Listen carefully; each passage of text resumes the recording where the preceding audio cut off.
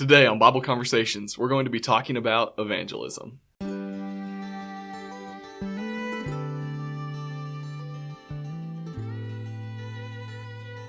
Happy New Year! This is our last episode of the year.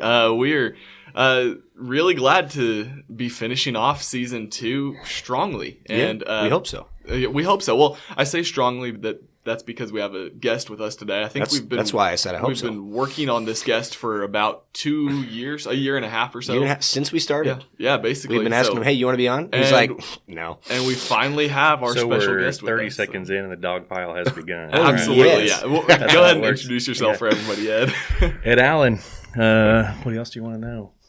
Father of four? Yeah, well, I guess you can talk about your relationship to us and why we've been wanting you on the podcast for so long. Well, I don't know why you want me on the podcast, but I am one of the elders here at the Keller Church of Christ, and you guys are on staff here at Keller, and we're glad that you're here, and I guess that's it. Yeah, that's good enough. Yeah. I've got a lot of personality. That's why you wanted me on the podcast, isn't that the reason? Yeah, probably, yeah. That's exactly why. So, but yeah, we've been working on Ed to have him be a guest, and he has made some time for us. And we asked him what he's passionate about, what he's really excited about talking about right now, because that always makes for better content whenever you have a guest that is choosing their own topic, really. And so you chose evangelism. Absolutely. Yeah, I was raised in the church, and just church was part of my life, right? Something that you kind of take for granted your whole life until that transformational moment that I think we all go through at one point, that conversion moment.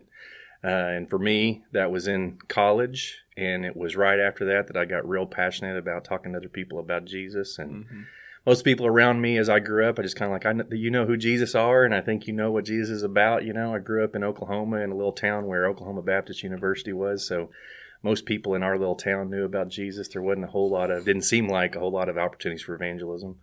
But as I got out of school, became an adult, started learning more about the way the world works and the way the Lord works in the world, just got real passionate about the need that people have for Jesus and an understanding of Jesus and, my more complete understanding of who Jesus is and how he works in our lives and how that helps us all get through, like we've been through the last 2 years. You guys have heard me say this time and time again. I don't know how people that don't know Jesus have dealt with the last 2 years. Yeah. Because I can't tell you how many times I've leaned on that relationship, with him. And he's the rock, he's the standard, he's the consistent, the constant. And everybody needs to know that. No, I think when we talk about evangelism a lot of times in the church, it's just kind of with the connotation of like we got to get them in the water, right? We just got to convert them, got to baptize them and get them involved in the church. But I honestly believe there's way more to evangelism than just salvation, which sounds weird, but it's a journey, right? It's a journey. Yeah, it's a journey. And without Christ, then where is your hope? Where is your peace? And one of my favorite ones, where is your joy? Without Christ, how are you going to be able to make it through that? And all of that is part of evangelism. All of that is part of sharing Christ. It's not just sharing the message of salvation, but it's sharing the message of how he affects your life today. Yeah, so. Been around long enough to have known people who, the emotional part, the joy you mentioned, the rejoicing that happens, people misplace that, that they put that emotional, the pricked heart, that emotional response to Jesus prior to salvation and having seen people become converted and transformed after being introduced to Jesus, even people that thought they knew Jesus before, watching the emotional response to that relationship become complete, it really does fire you up. Like it really is something that keeps you going. As you see that start to click in their own eyes and in their own brain, and with 4 kids, you go through that conversation. You talk to somebody. You go through that 4 times. You go through that, and it's 4 times that are next level, right? I mean, you guys have heard me talk about next level thinking. That it's 4 times that when your oldest daughter looks at you and says, I want to be baptized, and you look back at her and you say, well, what sins have you committed, that you're being forgiven of? And she starts to be honest about that. Like that's a heartbreaking but also joyful moment, and it really does fire you up as you get going. Well, one of the things that you've been kind of talking about is the transformation process, right? I think a lot of denominations, and we talked about denominations on previous episode, I think a lot of denominations view that as accepting Jesus into your heart type of deal, right? And I don't think that's it at all. No. I think some people are transformed when they are baptized, right? Particularly those who are a little bit older when they come to the faith. And then I think there are those who are baptized and are transformed later, which is kind of what you've been through. I mean, you've shared with us some of your story and you know how you were a little brat in high school, and Amen. I mean, we all were, right? But well, my dad's not listening to this, but you're right. but I mean, once you got to college, right? Like you said, that was when it started to hit you. Yeah. And I think it hits people differently at different times in different ways. But I think the ultimate part of this, the evangelistic part of it, is the propensity and the desire to share the Christ.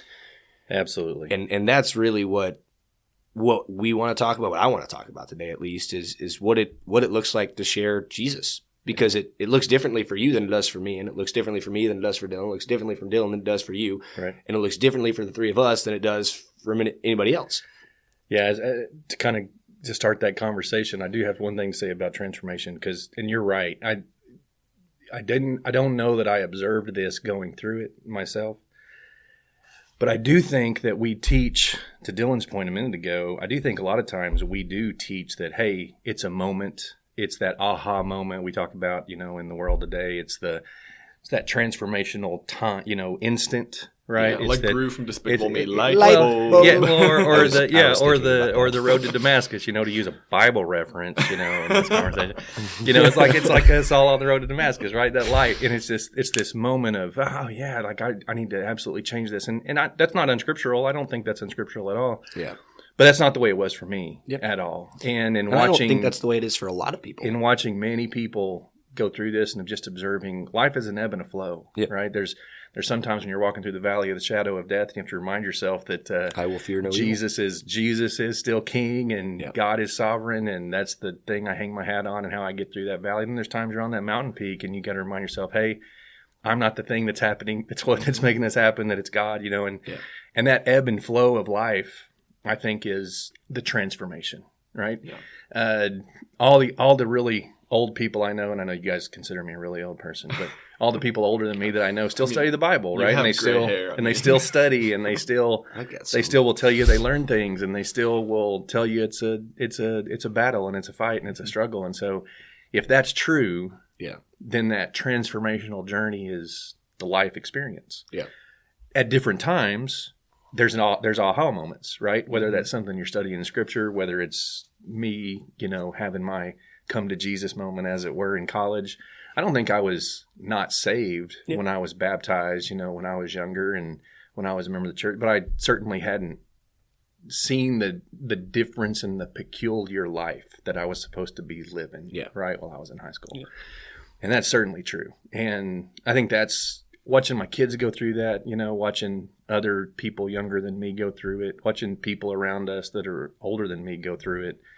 It just is certainly true that God's working on us with life instances and things that are happening in life, and all that's part of that journey and part of that transformation. And every day, right? Every day is its own battle, and in every day there's individual battles and struggles that we're going through, and it doesn't matter how mature you are, or you've never reached the goal until ultimately, we're spending eternity with God. And I do think you're right. I do think that's unique. To Dylan's point earlier about, hey, we just getting them in the water and baptism and we're done. And Chris, your point about it being a journey. I think all of that's really true. And, conversion is a process, and transformation is a lifelong journey. And it's all about, being better. It reminds me of the song Father God. Father God, just for today, help me walk your narrow way. Right. May my steps be worthy, may my thoughts be praised. Just for today, it's an every single day battle that we got to be conscious of. Yeah. So, and as we think about transformation, I'm reminded of Romans 12:2. Do not be conformed to the world, but be transformed by the renewal of your mind. My favorite verse. Well, that's not a singular moment in time, right? To be transformed is a process, right? Just as metamorphosis, right? That's where we get the word from. Well, as a butterfly comes out of a cocoon, right? There's a process that happens there. And even after the butterfly comes out of the cocoon, there is still a process, as we talked about on as I did with Alyssa, right? The butterfly still has to go through a process to fly. Well, then it's got to eat, and it's got to find stuff, and it's got to lay eggs, right? And there's things that have to happen. It's a process. And I think we so often do. We take evangelism as all right, we've got them in the water. They've been baptized. Good to go. Well, I think for decades in Christianity, right, we have had arguments and debates about that moment, right, at the moment of salvation. And those are all important. I'm not discounting the importance of those. I think there is a moment of salvation, but I also think there's a moment of understanding. Well, and there's a relationship, right? And as we all know, our relationships with our wives, our relationships with our parents, we don't look at those of moments. No. There are special moments within those relationships, but they're relationships, and relationships are hard. Relationships ebb and flow. There's good times in your relationship, and there's rougher times in your relationship, you know. That's really something that I agree with what the fundamental point here, and it really was kind of the one I wanted to really make sure that we addressed as we're going through this, is that this isn't, evangelism is not just, it certainly involves, but it's not just sitting down with the Bible and walking through a process until somebody becomes baptized. Yeah. It is more than that. Yeah. And the more than that part is the hard part. Yeah. Yes. Because everybody's journey is different. Chris, as you said a minute ago, all three of our journeys are different. That's not because God is different or the end is different or the ideal is different. It's because we've all started in different places, either further from or closer to the Lord in various aspects of our life. Mm-hmm. And oddly, the secular world has gotten really good at this as far as identifying and categorizing and qualifying, personality traits and strengths and weaknesses and everything. It's just something in the church that we haven't ever really thought about. Yeah. And I think it's very valuable. It's very valuable to understand people's differences. We aren't, had a buddy that I went to church with for a long time, and, we used to talk, and he'd say, we don't want people to be homogenous. We don't want you to come to church and then transform into what we all are, right? We don't want a church of all hands. Yeah, everybody's different. Well, think about the people that wrote that literally wrote the Bible for God. 40-something different men from all kinds of diverse backgrounds. Mm-hmm. God has never wanted homogeny. He wants obedience. He wants, faithful. He wants people that are going to conform, right, mercy, to His will, justice, and love. But that looks different because we're all different. Yeah. And God, the great thing about the relationship with Jesus is He gets that because he was one of us. Yeah. It's also it's one of the unheralded awesome things about a relationship with Jesus is that He understands how me and Chris and Dylan are different. Yeah. And that's cool. That's okay. Like he's got no qualms with that. He wants us to be obedient. He wants us to be faithful, and He wants us to react a certain way in different situations. But we have a Savior who in every respect has been tempted as we are, yet without sin. Yeah. So I kind of want to talk about real quick, going to the verse that's going to, at least I think, kick off y'all's verses. I know y'all have some to share, but I think we would be remiss to not share the Great Commission. I think if we went through a discussion of evangelism and did not share that we were told to go, we would miss the point. And so I'm going to read from Matthew chapter 28, starting in verse 18, as I think, we start with 19 a lot, but I think 18 holds so much power. And Jesus came and said to them, "All authority in heaven and on earth has been given to me." Well, I don't know if you guys heard that, but He said all. Mm-hmm. There is no ounce, no morsel, no iota of authority that Jesus does not have or command. And with that authority, He says, "Go, therefore, and make disciples of all nations, baptizing them in the name of the Father, and of the Son, and of the Holy Spirit, teaching them to observe all that I have commanded you. And behold, I am with you always, to the end of the age." The word go is an imperative command. It's not a go sit on your couch and do nothing, right? It's a go into all the nations. And that includes the nation that you're living in. We sometimes think of evangelism as mission work, and specifically international mission work. And while that is a part of it, that is by no means all of it, because the neighbor that is next door to you, the neighbor that is next door to me, is a part of that all nations, is a part of that making disciples, is a part of who we need to be teaching. And I am very guilty of this. I am ashamed to say that I don't really know my neighbors. because it's not a natural thing to do. It's not a natural thing to go up and next door and knock and say, "Hi, I'm Chris. It's nice to meet you."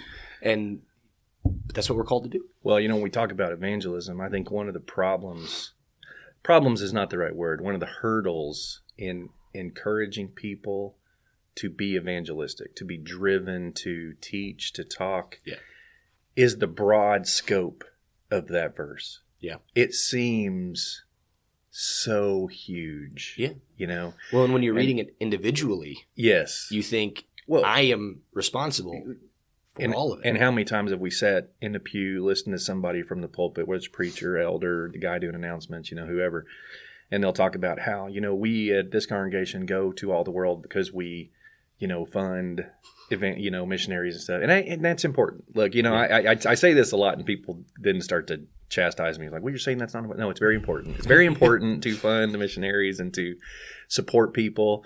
Like what we do here at Keller. Like we try to have relationships with the people that we financially support because that relationship part is the hard part.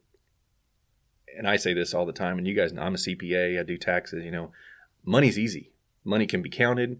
Money can be given away. Money's easy. Like there's a lot of scripture that is about money that it's not about money. We could talk about that sometime if you guys want to. But I think Jesus uses money a lot to prove that you need to not be selfish and you need to not be greedy and you need to. But he's not talking to people about money when he's talking about money. He's talking about their heart and how they feel about money. Yeah. But money really is easy. Money can be counted. Money can be managed. Money can be collected. Money can be dispersed. And a lot of times we feel like that's evangelism. And I don't mean it's not important. When Jesus is telling us to go to the world and to preach and to teach, that involves talking, and the one and this really is provocative, so sorry that I'm doing this to y'all, but in Mark 8, the one I love to go to is the verses where Jesus is talking about, us being ashamed, and you mentioned ashamed a minute ago, Chris, that you feel bad because of what you feel like you haven't done. I think that guilt is normal because we can't do enough, right? That's part of the Bible message is that we can't do anything during our salvation, and that makes us feel guilty, but it also makes us so thankful because, that's a blessing, not a curse, But he does mention in Mark 8, verse 38, "For whoever is ashamed of me and my words in this adulterous and sinful generation, of him will the Son of Man also be ashamed when he comes in the glory of his Father with the holy angels." I used this in a sermon one time and got kind of beat up for it because I do think it's very provocative. But I think that pretty clearly, that's Jesus saying to us that if you're not willing to talk to your people in your circle about me, then what makes you think I'm going to talk to my Father about you? Yeah. And dude, that blows my mind and motivates me all the time. Yeah.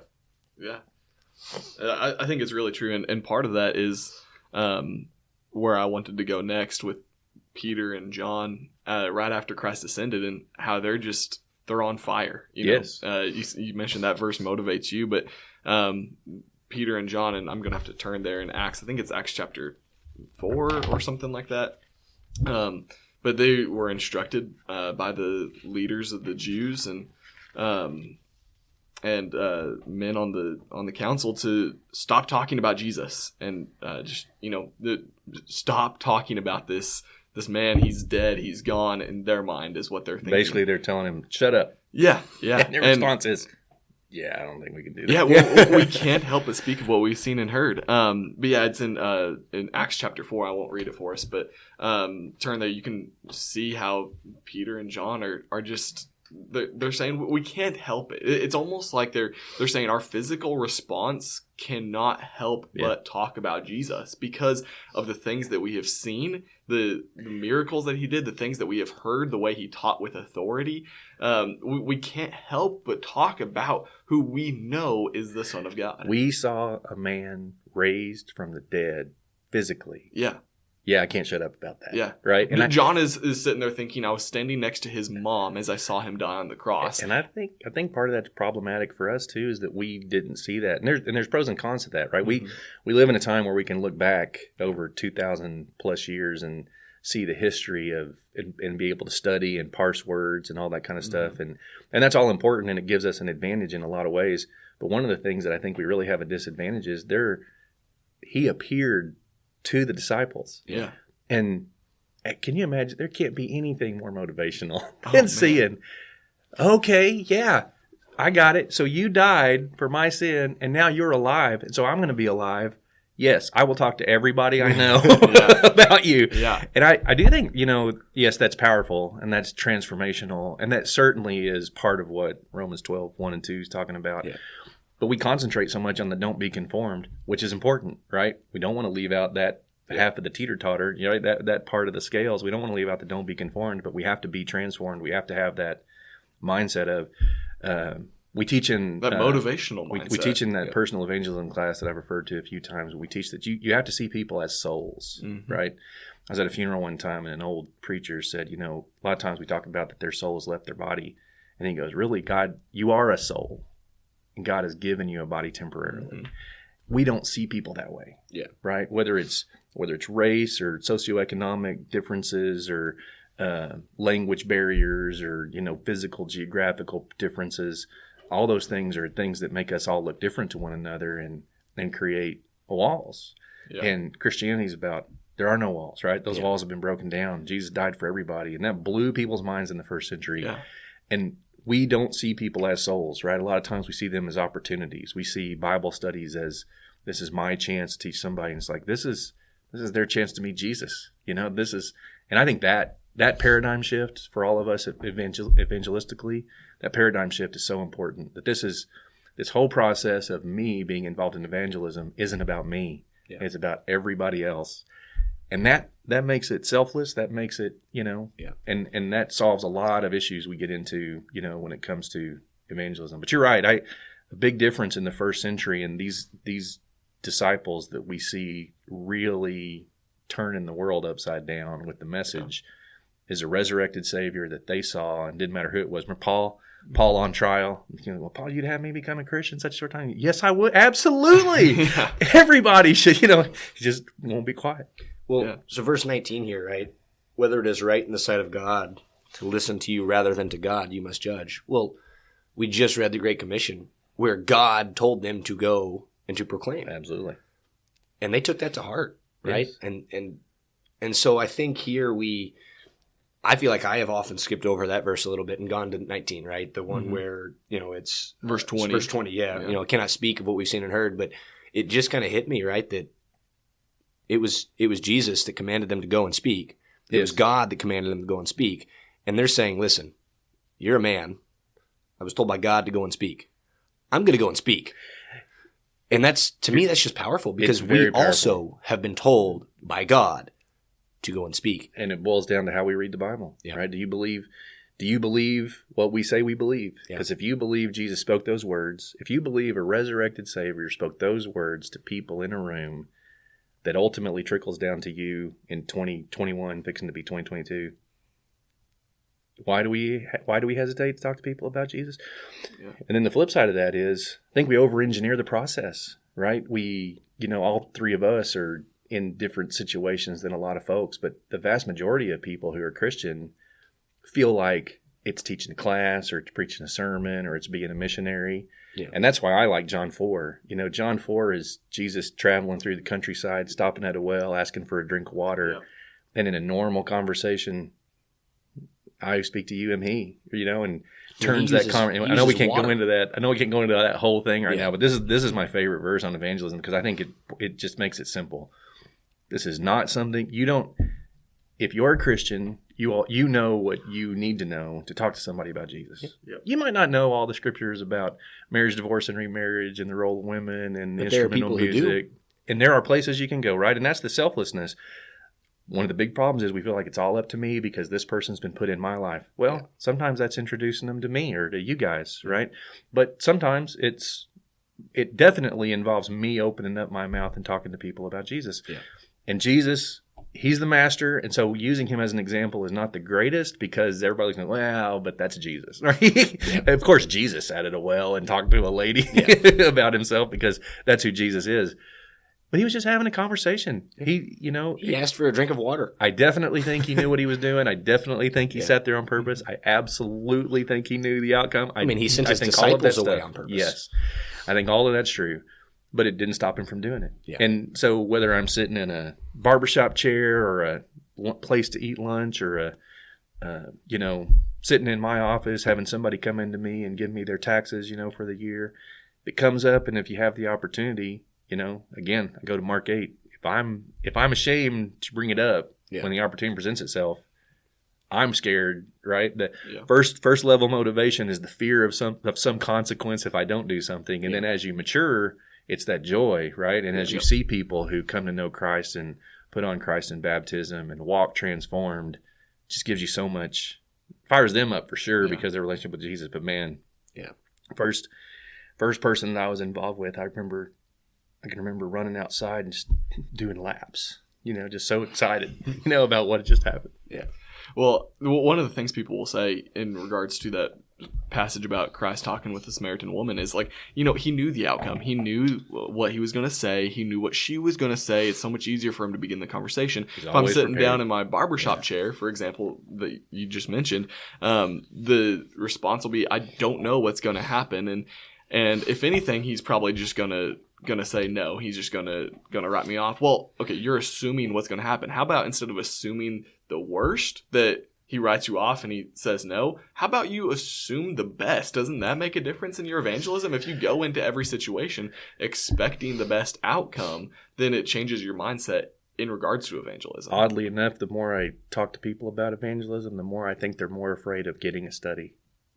I think a lot of times they're more afraid of the initial conversation being successful. Oh, no, I actually have to do something now. I have to go meet with somebody every Tuesday night and have a study. And so I do think you're right. I do think fear is the fear of what we don't know, the fear of the unknown, the fear of what might happen. There was anxiety for me on some level coming up here. I know you guys real well. I know you guys are doing this podcast. I listen to the podcast all the time, but just sitting and talking and doing this is an anxiety-driven moment, I know it's not for you two, but I mean it is for probably everybody you bring in here, just unknown. Thousands of people that you don't know that are listening to you. Yeah. I hadn't thought about that, so now I'm really scared. But yeah, just you don't know, the unknown. And Jesus talks about that so often, about what are you afraid of? Like, look at what I've done. Look at what I've suffered. Have you suffered to the point of blood? Just so many scriptures that go into, I get that you're afraid. And why does he get that we're afraid? Because he's one of us, which actually makes that relationship awesome too. He gets it. He knows what we're going through. And I do think a lot of it is he's Jesus. He's always going to know what to say. He's the master teacher, master debater, master of all knowledge and relationships and things. But my go-to is Peter. How many times did Peter put his foot in his mouth? Put his foot in his mouth, talking to Jesus, and saying the wrong thing at the wrong time, and yet there he is in Acts 2 standing up. Now, granted, supernatural event, tongues of fire, gift of the Holy Spirit coming down upon them, all that stuff. But he still took advantage of the opportunity presented to him. He still had the courage, right, to stand up, I think we see that over and over again. Sorry. I think you're good. I think when we talk about Jesus in that light, though, right? Well, he's the Son of God, and we miss something that's at the very beginning of the Bible, right? Is that we are made in the image of God, and if we are made in the image of God, and then we are also striving to become like Jesus, how can we use Jesus as an excuse to not do something? Well, he's Jesus. He's Jesus. So do, right? He's Jesus. He said do, so you go. I think we use it as an excuse because we're afraid, because we don't know the outcome, because of all these things, when in reality our mind should be made up beforehand that if we have an opportunity, we're going to speak. And here's the reality to me. I think when we set our mind to always expect negatives, we're going to see negatives in everything. True. I think when we always set our mind to see positives, we're going to see positives in things. We're going to see a silver lining.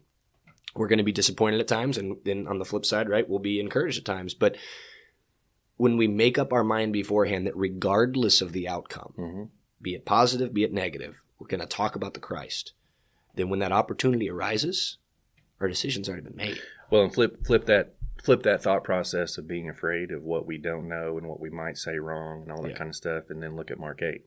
Yeah. Literally, the only thing you can do wrong is to not say something. Yep. And I know my kids use literally a lot, but I mean, literally, the only thing you can do wrong is to not say something. At least you didn't say like literally. Yes. And I you say that, you hear that in a Bible class, you hear that on a podcast, and I do think it's go to that paradigm shift.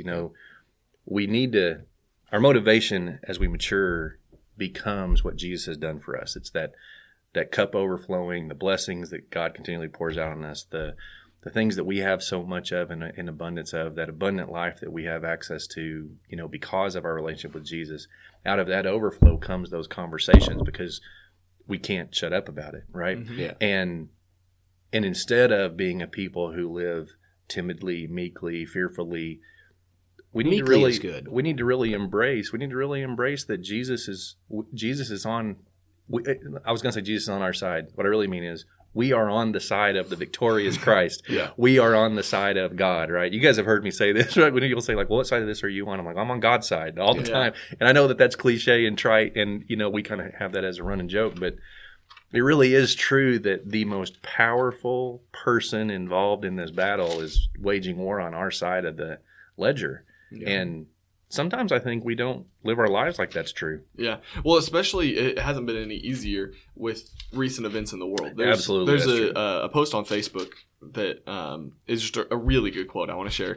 But it's actually from 2020, and it still is applicable today. But this guy says, you can't serve from your sofa. You can't have community of faith from your sofa. You can't experience the power of a full room of believers worshiping together on your sofa. Christians aren't consumers either. We're contributors. We don't watch, we engage, we give, we sacrifice, we encourage, we do life together. The church needs you, and you need the church. And I think that's exactly what we're talking about with whether you're sitting on the sidelines and watching other people, not just with evangelism, but with every aspect of the church, or whether you are actually getting up off the bench and playing the football game, in this analogy in my head, with everybody else. You got to get up off the bench. Yeah, the other example, you're right about that. Everybody needs to engage. Everybody needs to do what they can. There are certainly people who are better at sitting down with people and studying than others. I don't discount that at all. Like there are certainly people who are talented in talking people through the logical thought process of becoming a Christian and getting them to a certain point. But that doesn't mean we don't all have a part to play. And I don't mean just hosting, a Bible study, but literally talking about Jesus. It is also so liberating, to actually feel free to talk about what Jesus has done for you. Because if what Jesus wants us to, ultimately, he wants people to be converted and to be in a relationship with him. But the way that starts is give me a drink, right? The way that starts is something simple. So barber chair, a tax interview, whatever the situation you find yourself in, it literally is just bringing him up and having conversation about the things you know. And what is the one thing we all know? We all know our own conversion story. We all know what Jesus means to us. There's not a class you're going to get. You're not going to go to a class and learn what Jesus means to you. You're not going to go to a class and learn what sins were forgiven, because all of them are different. They all fall into, big buckets of stuff for sure. But, there is that thing where you know what you need to know to have a conversation with people about Jesus. Yeah. You might not know what you need to know to have a conversation with somebody about, end times, but that's okay. That's not the conversation that you need to have. Jesus doesn't want you to have that conversation if you're not prepared to have that conversation with somebody. But he does want you to have a conversation with somebody about what you mean to him and what he means to you. And that is the important piece. I think one thing that's really important with all this is everything that we have said is, at least in my mind, is true, is accurate. But I also think that specifically those who are listening, those who are afraid, right? So me speaking to myself now, right? Not every single conversation that we have with somebody needs to necessarily be about the Christ. That's right. But we need to talk about the Christ. Sometimes we can go out and just watch a movie. Sometimes we can go out and just have dinner. Sometimes we can go and just play a game of basketball. There's a saying that I have since come to amend. But it's preach the gospel and, if necessary, use words. Well, okay. I think that we can amend that, though. And I think it needs to be preach the gospel and, when necessary, use words. Yeah. Because you're going to have to use words. You're going to have to talk, right? Like you've been talking about. But it doesn't mean that every single conversation you have with that individual is going to be, hey, man, you been baptized yet? Hey, man, you know about Jesus? Hey, man, let me tell you about. That's right. Like that's not life. Right? That's not relationship building. And that's really, I think, what evangelism boils down to is building relationships. And through those relationships, when people learn to trust us, when people learn to understand who we are and what we are, and when what we say is what we do, right? When our word becomes, yes or no, when people understand that and they see that, and then we say, let me tell you about Jesus. Yeah, to be honest, we probably should have started with that conversation, defining evangelism as building relationships. Yeah. So. Well, and the one thing that I have learned throughout all of my conversations, and this includes my children, people would ask me, well, how many times do you sit down with your kids every week and have a devotional? I'm like, well, how many times do we have a formalized Devo in our house? I don't know, right? But that's easy to define, and that's easy for me to give you a number. Yeah. How many times do I have a spiritual conversation with my kids about the Christ and what he means in our lives? Every day. Yeah. Yeah. All the time. Yeah. It's never ending. Because that's important. And I think that is part of what we learn in those relationships, is that as we start to talk about Jesus, there's really only two possibilities. People either know Jesus, and in the area we live in, most people, if not everybody, knows who Jesus is. Yeah. Now, they have opinions about Jesus, right? And that's different. But they know who Jesus is, yeah. And then two, most people go into church, or at least will tell you they're going to a church. Yeah. And there is one thing that everybody loves to talk about, that's themselves. When you start talking to people about where you go to church, or about you being part of the church, or about what happened to you at church or in your congregation, they're going to start telling you about theirs. Yeah. That's evangelism, because you're getting to know them.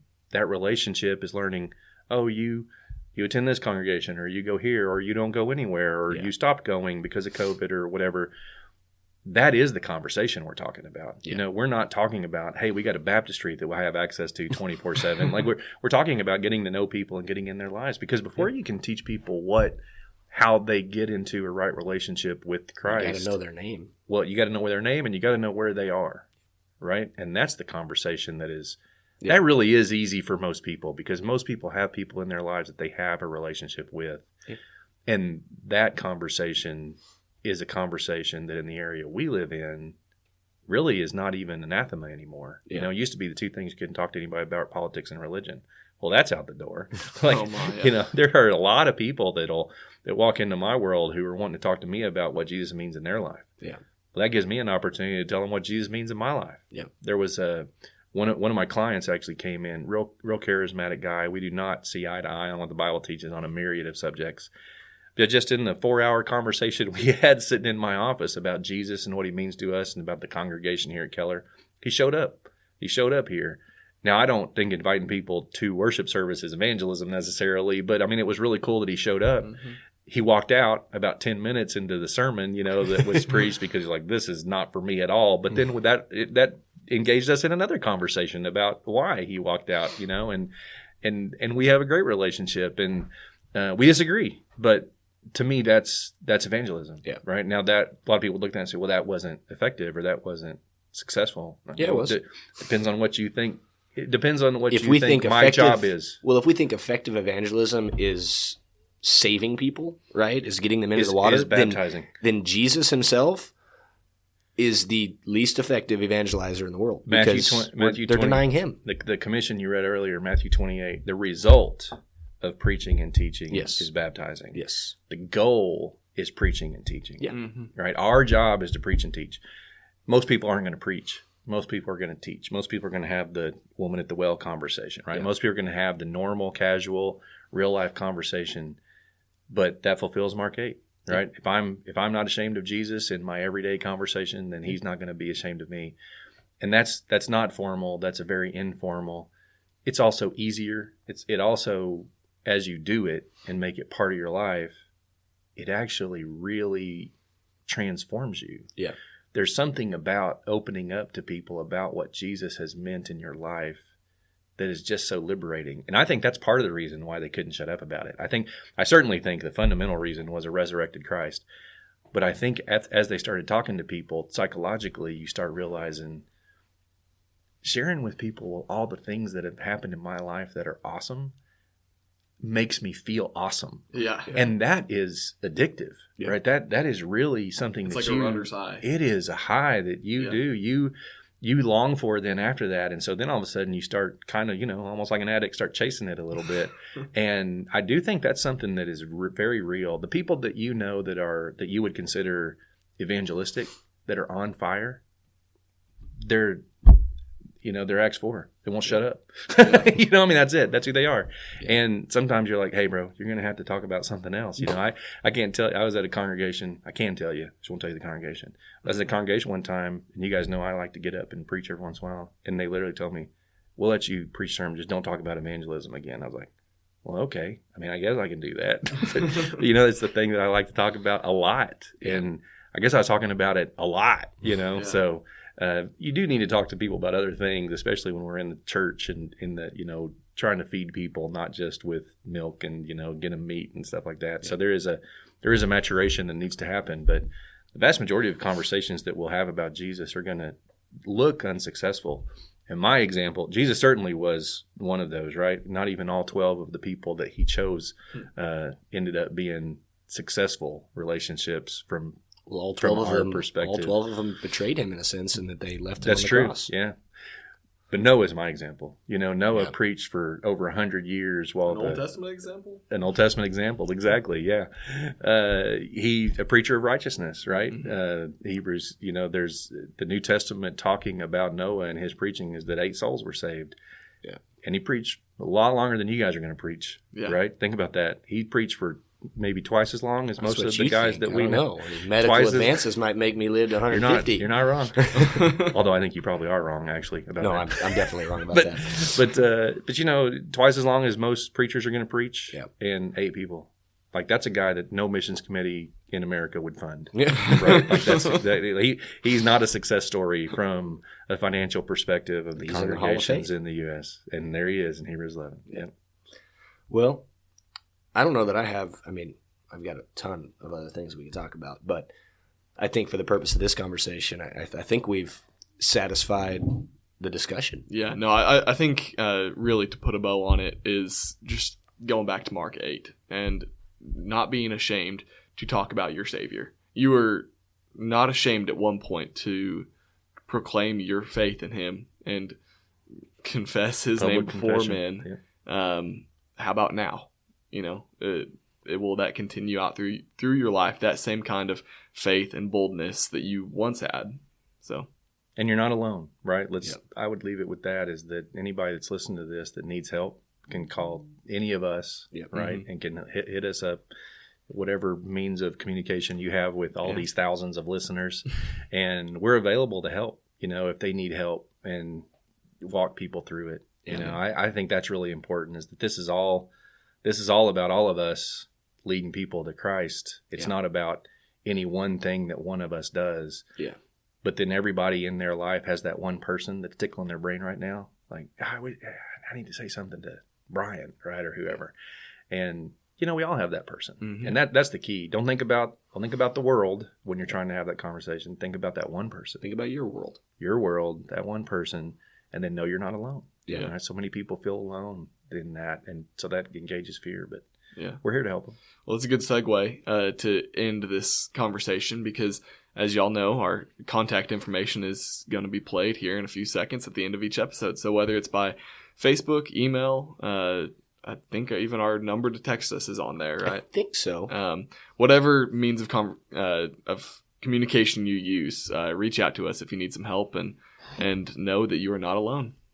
Well, Ed, we appreciate you being here. Thanks for having me, guys. I enjoyed it. This is a great conversation. I wasn't near as anxious during the conversation as I was at the beginning. Well, that's good. Maybe in another year and a half we'll have you back. Maybe. Just a quick reminder for all of our listeners, we are going to be taking January off. January 31st, we will kick back up with our conversation starters. Dylan actually has put together a book. Yes, that we're going to be reading from, that you can follow along with during our conversation starters. So if you would like to purchase that, I think Dylan will make sure to place something. We'll put the link in the description of this episode. Link in the description, and give you guys the tools for that.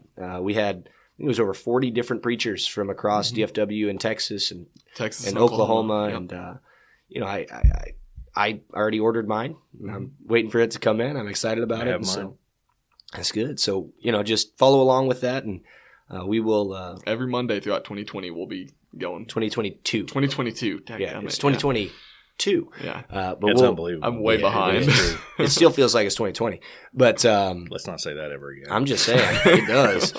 But anyway, just follow along with us, and we appreciate y'all so much. This has been such a phenomenal year, and so encouraging for Dylan and I, and we've got you guys to thank for that. So thank you very much, and Dylan, I'll let you close us out for the year.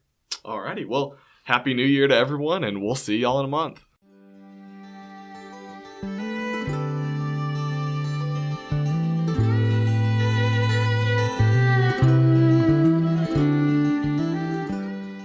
Thank you for listening to another episode of Bible Conversations. We want to encourage you to check out our proud partners, Ministry League. They have a website as well as an app that you can download from your smartphone. Yeah, not only that, but also be sure to send us an email. You can reach us at kcocbibleconversations@gmail.com. We'd love to hear from you, what your thoughts and comments are on today's episode. And if you have any questions or any comments, anything that you would like to let us know, please send us a text at the following number, 972-905-0856. Yeah, and that way we'll be able to get that comment and get back with y'all as well. And please leave reviews and comments. I know there's a lot of places that you listen to this podcast that you can leave comments and reviews. I know Apple Podcasts, I'm pretty sure iHeartRadio and others, you can leave reviews and comments as well. And last, but most certainly not least, we ask that you share this with your friends. We do our best to provide biblical and strong discussion, and we hope that you can feel free to share that with everybody that you love and come in contact with. Thank you all so much for all of your support. We love you.